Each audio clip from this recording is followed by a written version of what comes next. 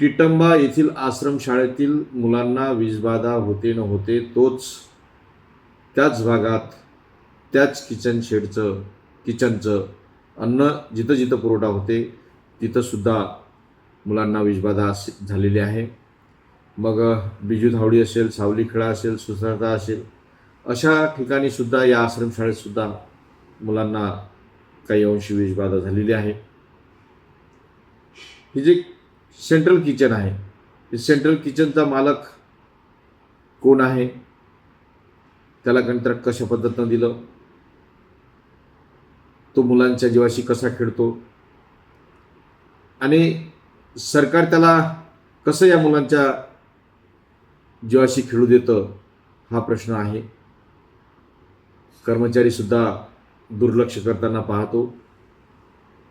एकंदरीत जे तिथलं चित्र आहे त्या सेंट्रल किचनचं, ते वारंवार निकृष्ट दर्जाचं कच्चं अन्न असं सातत्यानं ते पुरवत होते.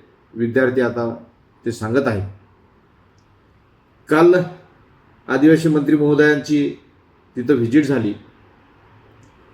कर्मचाऱ्यावर थातुमातुर कारवाई झाली. कर्मचाऱ्यावर कारवाई होणं हे अपेक्षित होतंच. पण जी काही सेंट्रल किचन आहे, जो काही ठेका त्याला दिलेला आहे, ज्यानं स्वतः त्या मुलांच्या जीवाशी खेळलाय, त्याच्यावर कारवाई होणं गरजेचं आहे. त्याच्यावर गुन्हे दाखल होणं गरजेचं आहे.